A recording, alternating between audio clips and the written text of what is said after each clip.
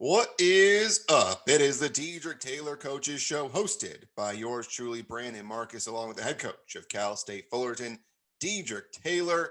Dedrique, what's up, man? Not much, not much. Just same old, trying to figure it out day by day and get ready for our last two conference games, as well as get ready for what should be the most exciting time of the year, the Big West Conference tournament. And then March Madness, baby. Who would have thought that after all that went on in the last year that we would have March Madness? So grateful that we will indeed have that. We'll talk about the tournament in a little bit. Sure. But first, when we talked last, there was the question of will you or will you not play during this weekend that was a bye? And as people who follow the program know, you guys did not play.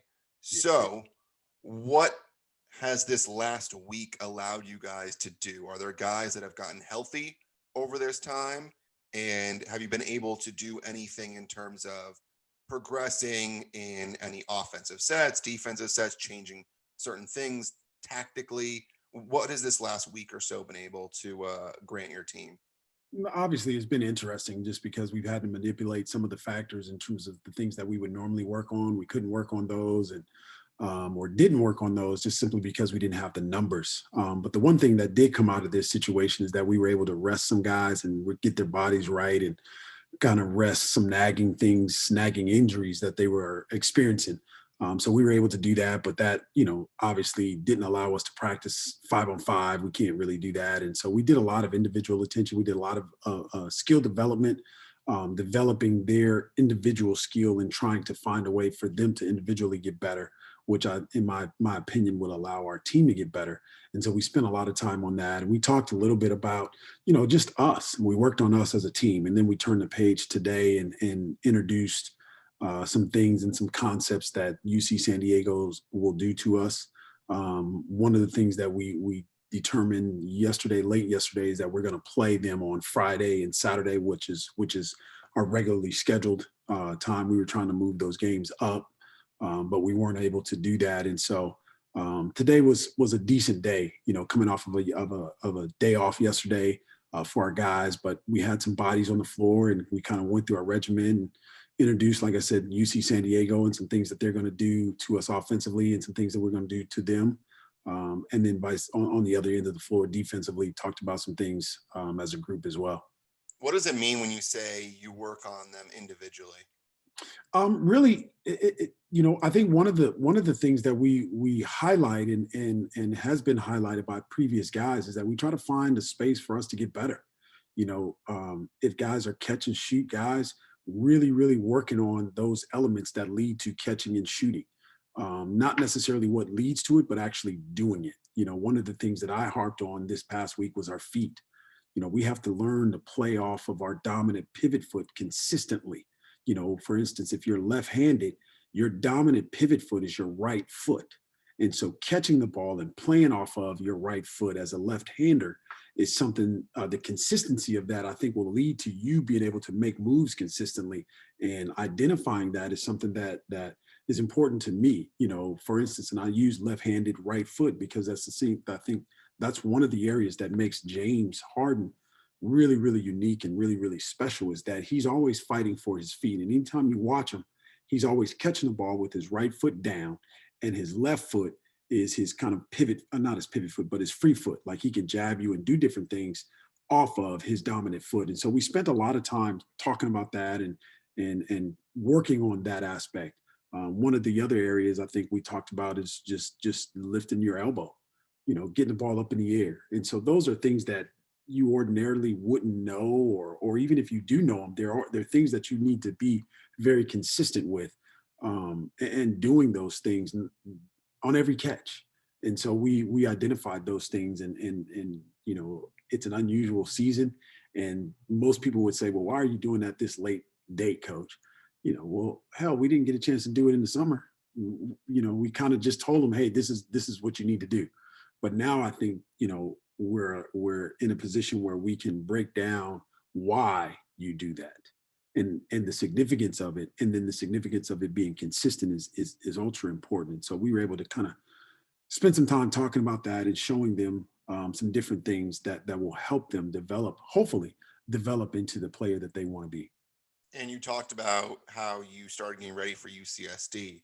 Sure. How tough is it to manage trying to get your scheme for UCSD and go out there and get a win, and then also manage the health of these players and make sure that no one gets hurt during this series? Because I know for myself, when we went to when UC Irvine went to UCSD this past weekend, UC Irvine had a couple of injuries during that series. Now, for UCSD on the women's side, they're actually eligible for the WNIT and the CBI. So there's actually a reason for those games to be played for UCSD, because the games actually count, and the games count for UC Irvine too. So it's different from you guys, because we've talked about this on the podcast before. UCSD is not eligible for any postseason tournament. And so because of that, the wins and losses don't matter and don't count for you guys. So how do you find that right balance of going out there and trying to win, and then going out there and making sure you get out of there healthy? That's a great question. I want to go back to the level of consistency first, in terms of what's good for the women is not good for the men, or vice Yeah. versa. The inconsistency there is trivial. Like that's mind-boggling that we're even having that conversation. And on the women's side, they're having to deal with that. And then on our side, we're not having to deal with that. And you look across the country, um, there are some conferences that are in the same situation, in terms of they have added a team that's not eligible for postseason play, but yet and still they've chosen to allow those games to count. One instance, I forget who it is and what conference they're in, but one instance, the conference is the whoever they added, that team is winning the conference. So that's a whole nother dilemma. But it's a situation where I don't know that we attach the outcome to success as much as we attach getting better. Mm-hmm. You can't control who's going to get hurt and who is hurt, and I don't know that you can really control that, and I don't know that you can really get caught up in trying to guard against it, especially now, because we only have so many bodies. Typically, ordinarily, going into a situation like this, maybe you play the 12th or 13th or 14th man, but for us, we got to play our guns. And as I was stating earlier to you, in terms of we've only played 12 games, where I look across the country, and I mean, there's teams that are knocking on 21, 22, 23 games. For us, we've played more of a football season than actually, a basketball season. And so for us, we got to put our guns out there, and we got to get some experience playing for one another, being on the court together, and learning how each other plays, and really, really focusing on those things and those opportunities. And I think if we can do those things, along with playing hard and playing with great energy and great effort, we'll like the result. We'll like the result Friday, but also, it's an opportunity for us to get better as a team, and try to get some type of rhythm going into next week. The following week is Big West Conference play. Not that I'm looking ahead, but obviously those are the things that I would like for our ball club to get accomplished, as we play Friday and Saturday, and as we practice. Take this opportunity. Let's get better, man. We only gonna be out here for an hour 15. Let's sweat together, build some sweat equity, and find a way that at the end of that hour and 15, how are we getting better? How did we get better? Yeah, and you said you're not looking ahead. I mean, at this point, you're allowed to look ahead. I mean, Are you you? really, you are. I mean, you have one weekend left, and the weekend that you're about to go into, it doesn't matter for the standings. You're allowed to look ahead, and it's interesting because you bring up football, and normally week 17, Yeah, if you have nothing to play for, yeah, you can bench your starters and your backups can play, and it doesn't matter. But you guys are in the position where, even though it doesn't matter, you guys haven't had enough time on the floor together. So you're trying to get some momentum yeah, going into the Big West tournament, because you're not going to get that 1 seed or the 2 seed. So you want to get that momentum going in there and having those guys playing together. So I think, you answered my question, that it's now more about getting on the floor yeah. and going for the win by playing as one Sure. than worrying about any injuries, because you need to figure out a way to play because you guys haven't played very often this year. Yeah, no doubt. And the word confidence comes to mind in providing some confidence for our group by what we do. We can be confident and gain some confidence by really, really executing our underneath out of bounds plays, or our side out of bounds plays, or our offense, the concepts in our defense, having to guard a team a different way because we're going to have to do that Tuesday. And if we are fortunate to advance Tuesday in the Big West Conference tournament, we're going to have to play somebody else on Thursday and guard them probably differently than we had to guard Tuesday. And so, this is a time of year that you are getting better, and we're in a unique position. Most times at this time of year, you do play your B group, so to speak, but we're not in that position, and we're not even thinking about that. We're just trying to establish a rhythm with this group and the guys that are on the floor, and we'll see what happens Friday, Saturday. What's it like to play so many games in such quick succession? Because if you guys were to win on Tuesday, like you said, you're going to end up going Friday, Saturday, Tuesday, Thursday. That's 4 games in 7 days. Yeah. What does that do to the body as a basketball player? It's tough. It's really, really tough. And if you played a regular season, you are working yourself into some type of shape, and so you can be ready for this opportunity, and that's what you work for all year. But obviously, we're not in a regular season, and so it's going to be unique for us. And we've shown the propensity to not be able to win back-to-back games. And I think a lot of it has to do with conditioning. A lot of it has to do with we're fatigued. We're not the same. If we win Friday, we've shown we're not going to win Saturday. And then we played Irvine and we did the exact opposite. We lost Friday and won Saturday, which is something that it's unique to us. But at this point, it's about us going out and just playing the games and trying to find a way to get better. Can we get better in this scenario? Can we get better in that scenario? And then come the Big West Conference tournament, it's an advance or win in advance type of mindset, and we'll do everything we can to treat their bodies the right way and fuel their bodies the right way so that they're ready to go come tip off time. But you have to pay homage to that, but you still go out and play. And so for me, I'm excited for this group because they have an opportunity to play almost a third of our games. Would that be? I'm not a mathematician, but a third of our games in 7 days. We haven't done that before. We haven't been in that position. So to be able to take advantage of that, I think is a good thing. And if you want to extend that stretch, by the way, 4 games in 7 days, it would actually end up being 6 games in 9 days if you end up having to go Friday, Saturday, Tuesday, Thursday, Friday, Saturday. I mean, that's nearly impossible on any human being to play that many games in that short of a time frame. And I understand why you were trying to get that UCSD game moved, because like you said, it doesn't matter for either team in the long run. Yeah. For you guys, what matters is getting out of there and having some rest. And it's crazy to say that for a team that's only played 12 games all year, to say that you need rest, and especially coming off a weekend in which you didn't play. Yeah. But you got to think about what's going forward, and you guys are getting put at an incredible disadvantage. I mean, most teams are going to be fitter than you guys because they played more games. But I mean, listen, everybody's going to kind of be on an even playing field because most of the teams are playing Friday, Saturday this weekend, and then having to go in Vegas. Yeah. But that's a tough draw for you guys, having to play that many games. Yeah, it's tough, but that's all we know. Yeah. And my whole thing is that you can say it's tough and you can say all this, that, and the others. To me, it's an excuse. Let's just load them. Let's lace them up and let's play, and let's put a good enough effort out there that we are proud of what we did. At the end of the games. What's the testing like now? Because I think it begins this week, right? You guys have to have a couple of tests before you go to Vegas. Yeah, to me, I mean, the testing to me is, it's no different. It seems like we're always tested every other day. I think today we tested antigen. Wednesday we would test PCR.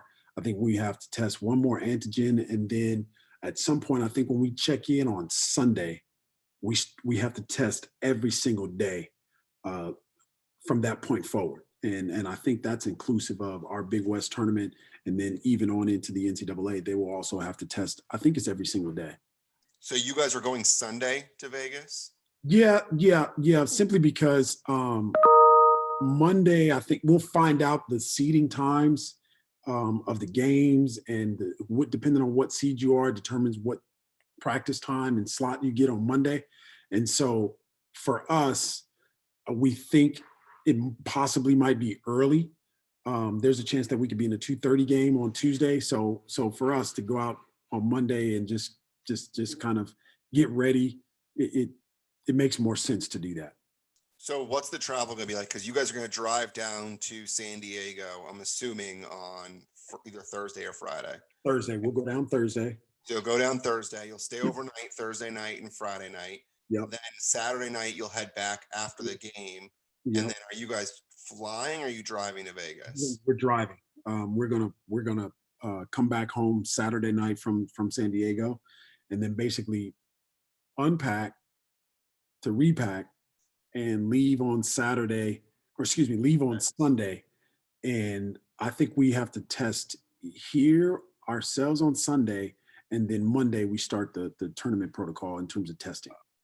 So Wow. yeah, it's a lot. It definitely is a lot, and it's a lot of stress, and also I think you have to be conscious of those things in terms of what this group is enduring, and the travel that they're enduring, and so when you can acknowledge it, number one, and then talk about it and let them talk about it, and then at the end of the day, you know me, okay, you talked about it, but let's find a way to be productive. We're here, so let's get it done. Wow. So it's before you know it. I mean, we're probably going to be doing the next episode then from Vegas. Yes, we will. We will be doing it from the Mandalay Bay resorts and hotel, because whatever they call that thing, we'll be there, and yeah, we'll be doing that right before our Sunday night. Yeah, So there you go. So we'll be previewing the Big West tournament and what lies ahead. I yeah, want to ask you about something that happened this past week sure. and what it meant to you. Tiger Woods Hmm.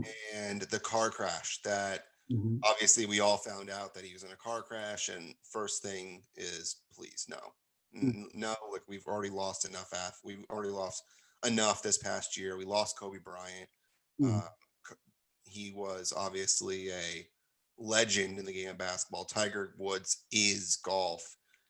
What does your mind go to when you find out about a guy like Tiger? Because I know A, you're a golfer, and B, you yourself has gone through a near death experience in the last year or so.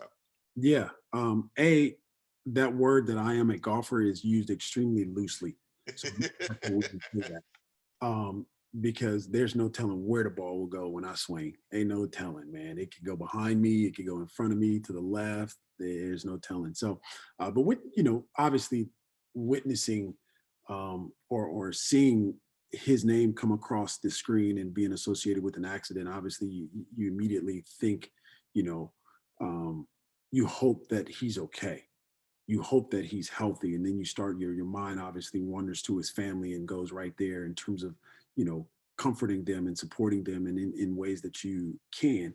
And then in the coming days, as details started to come out, I found it interesting that everybody, I shouldn't say everybody, a lot of people were kind of waiting with bated breath as to whether or not there was alcohol or maybe some drug or someone else in the car. And so they're, as they're waiting for the details, not concerning themselves as much with whether or not he's okay and if he's going to be okay, more concerning himself with those details, because we as people, we kind of gravitate towards that, right? We We kind need a why, we need a of, how. yeah, we need to know what happened, and then we associate ourselves with that sometimes, or we disassociate ourselves from. But one way or the other, we're looking for those details, and so I was extremely happy that it's just a sheer accident. There I think in the time frame of last year, there's been 14 accidents on that particular stretch of the highway, and so it's not uncommon for people to lose control or suffer some of the things that he went through. But immediately as that is happening, I'm watching the impact that he has, and things that come to mind are inspiration, motivation. For him to be able to return, if anybody can do it, he can. he has that type of mind power, and I think it shows you how powerful your mind is, and for you to be able to overcome some of the physical barriers and make up for them and still be able to perform at a level that is optimal is nothing short of remarkable. And I fully expect him to be able to do that in one way or the other, whether it's him actually playing or it gives him an opportunity to not play and spend some time with his son. And we've seen that his son is a monster. His swing, oh my gosh, his swing is unbelievable. And so, I'm just happy that he's here. He's doing fine. He's well. He tweeted something that he's in good spirits and he thanked everybody. And so, for me, I think the impact is just the inspiration and the motivation that you see across golf in general. But I think you see in across sports. There are a lot of people that paid homage to him, and I think some of his fellow golfers wore the red and black on Sunday, which is customary for him to do. And it's a mind thing. It's a tiger in his red, and it's a mind thing. He wants to take advantage of you, and if you're worried about what he's wearing and what he's doing, he already got you. That's one way that I would interpret a little bit of what he's going through. Yeah, the red shirt and the black pants. It was cool to see those golfers out there. And I think it was Colin Morikawa afterwards. I believe he's the one who won the tournament. Yeah, And he said, I want to take a time to say thank you to Tiger. And he yeah, said, we don't say thank you enough. And just saying basically, like, we're gracious to people and we're gracious, whether it's an athlete or to family. We spend so much time on the negative aspects that we don't stop and say, I love you and thank you and those types of things in those situations. yeah. No, I think I was on a call, a Zoom call earlier, and that was one of the things that we were talking about in terms of, the call. I think it's 13 or 14. They're men, and they're all associated with sports. Most of them basketball in one way or another, whether it's high school, college. It doesn't matter. And we were talking about um, the use of being vulnerable and certain languages and certain words that are synonymous with vulnerable or toughness, and so we were talking about the use of those words, and how do we introduce them to our tough society, or how do we um pay homage, and that's probably the wrong word, but how do we acknowledge the fact that you know there's some sensitivity around that and be okay with it. Mhm. I think it's I Am Athletes. They played an excerpt of that, and so one of the guys, like Marshall, he has twins, a boy and a girl, and he was giving an example of, if his little girl falls, he treats her a different way. He runs and hey, are you okay? And gets her up and so on and so forth. And then if his little boy falls, it's like, hey, get up. We don't do that, you know and right there you see the difference in terms of the acknowledgement of them, but the acknowledgement also of their feelings. Mhm. And I think it's important that we do say thank you to certain people, and I think you don't have to do anything, but I would encourage us to pay attention to that more and say those things more, because people need that. They need that encouragement. They need to know that Tiger is real. He hurts and bleeds just like you and I. Even when a situation looks perfect, and this is another scenario that was on I Am Athlete. Even when things look perfect on the outside, we never know what's going on in the inside. Oh, for sure. And you have to be careful. Obviously, the example that they were using, I think, was Vincent. What is his name?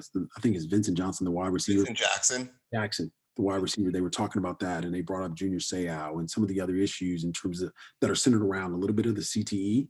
Mhm. But the bigger point is just like, we don't know what's going on the inside. Yeah. What appears on the outside may be different than what's going on the inside. So how to acknowledge that and how to support that. We need to be better, in my opinion, of those things, especially from the male perspective. Yeah, and Instagram doesn't meet reality. I mean, that's it. If you look at people all happy, they are like they're so happy, they're posting pictures and relationships, and the next thing you know, 2 months later, they're breaking up. Like Yeah. it's just it doesn't always end up as it appears. I mean, it doesn't just because it looks one way doesn't mean it is another. And you bring up a really good point about men versus women. Yeah. And I mean, there's so many different things in the gender spectrum in terms of the way males are looked at versus the way females are looked at, and the way females are treated versus males. And we go back to the start of this podcast where one team is postseason eligible, the Yeah. other is not. I mean, it just there. Why can't we get everybody on the same page, male and female, for all of this? I mean, whether it's pay male versus female, and men getting paid more, and Yeah. then you bring up the other side. Why are men treated differently than females? And so it's crazy, and I didn't expect to get to this from the Tiger thing, but it brings up a really good point, and it's interesting. Now, to pivot to more of a comedy side of things, Sure. on the golf thing, when you said that you don't even really know where your ball's going when you're golfing, did you happen to catch the whole Adam Sandler, Happy Gilmore versus Shooter McGavin thing that happened last week? I didn't see the actual what they did. The videos back and forth. I saw them talking about it and leading up to it, but I didn't see the actual event.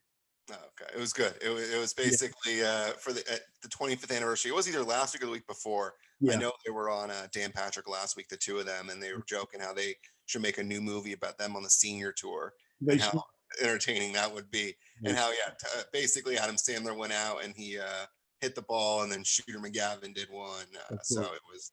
it was Yeah. entertaining. Yeah. All right, let's go to the mailbag. Let's do it. DTaylorCoachesShow@gmail.com. That's DTaylorCoachesShow@gmail.com. If you're watching this on YouTube, hit that thumbs up. If you are listening wherever you listen to your podcast, whether it's Stitcher, Google Play, Apple Podcasts, rate and review the podcast. We really appreciate it. We always do appreciate you spreading the love of the show.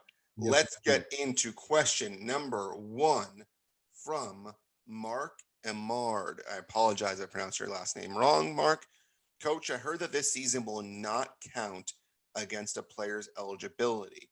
Does this mean players like Johnny and Hall could play again next season? Does this also mean next season Wright Sell and Dante Maddox would still be considered freshmen next season? I'm not sure this info is accurate, so can you explain how this season affects players' eligibility?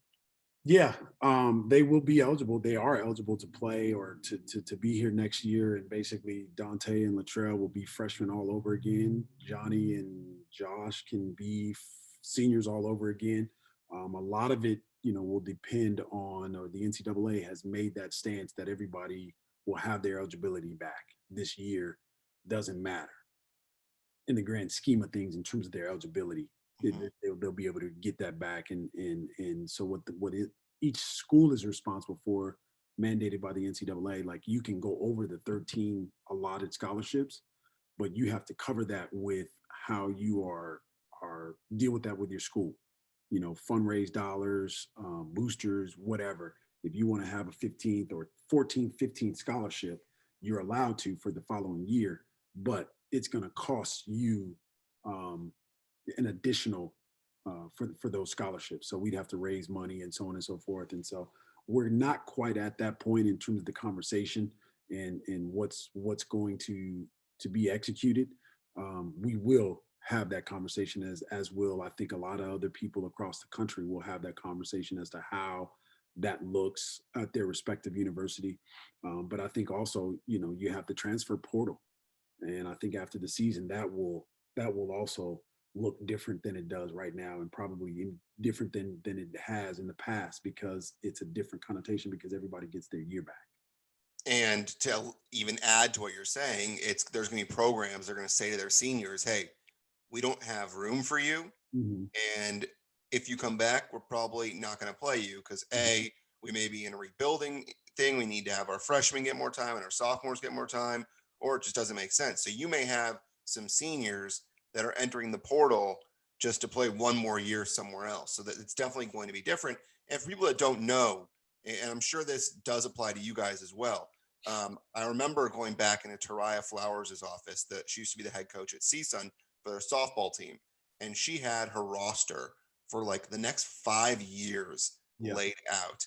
And something like this in COVID just completely throws a wrench in that. When you're expecting a certain amount of seniors to leave your program, if they come back, then your roster is way bigger than what you expected, and your recruiting for that season just completely changes, right? Yeah, I think everything changes in regards to recruiting and how it looks. And I think I heard an NCAA guy say it'll probably take 3 to 4, maybe 5 years for us to kind of get back and get through what we're going to endure. The in one aspect, the transfers, the junior colleges, that's one thing. And then, the current rosters, for instance, us, Johnny and Josh, are they able to come back? Yes. Can they come back? Will they come back? We'll figure that all out. But also, high school kids that are in the class of 21, what does that look like for them? In the class of 22, what does that look like for them? So there are a lot of unanswered questions. And like the softball coach at CSUN, we too have a depth chart of what each year will look like for us. And the way we're approaching it is that we're still trying to address some needs that we feel like we're deficient in, and some areas that we have to shore up. But how we shore it up, I think, will look different probably than any other year, and it will be that way moving forward for at least the next 2, 3, 4 years. It'll be a fascinating off season, and we'll be talking about it during the off season. 'Cause we'll be continuing this show. For anybody that is curious, we will be continuing this show throughout the off season, so you'll hear what's going on. Yep. We will be talking a lot about recruiting. Here's a question from Patrick, and he says, "Question about substitute teaching. As a former substitute teacher, I perked up when you said you subbed as well. Any story you'd like to share as a former sub?" Oh man. The story that comes to mind deals with silent sustained reading. So in the state of California, every day at the same time, I believe it's 10 o'clock, um, you have to have or dedicate, every school dedicates 20 minutes to silent sustained reading. So you have this material, whatever it is, a book, you can assign a book, whatever. You're supposed to read it for 20 minutes. And probably telling on myself, and they probably won't hire me ever again as a teacher. Uh, but silent sustained reading came and went, and the teacher didn't wake up. I was asleep during silent sustained or sustained reading, and that 20 minutes came and went, and we don't know how long I was asleep. But the kids, thankfully, they didn't throw anything at me or do anything crazy. But yeah, so that's a story that I'll share with you. That'll always be near and dear to me. Silent sustained reading. That means quiet. Everybody's supposed to be reading, supposed to have your head down. And I don't know what happened. I was reading, and next thing I know, I was reading my eyelids. I was gonna say you were reading what you were seeing in your dreams. Oh, that's Yeah, good. no, That's a good one. Patrick, great question, man. Hey, look, we got a good one out of that. yeah. Final question from Jordan Mendoza, which actually came in about 5 hours ago. Hey, coach, this is Jordan Mendoza. I wanted to ask, given how crazy this season has been, what's made you the most proud about this team and why? Also, whether it's basketball related or not, what's something that this team has improved on the most? So we'll go with first question. First, given how crazy the season's been, what's made you the most proud about this team and why? I think the this team has showed a different level of resilience. They've stuck together, no matter what. As disappointed as we've been, or as excited as we've been. I think those are two polar opposites, and they elicit different types of emotion. But they've shared those emotions amongst themselves. They've been upset, they've been frustrated, but they found a way to come back the next day and still be together. And I think more than anything, that's what I'm proud of with this particular group, is that we found a way to fight and fight together.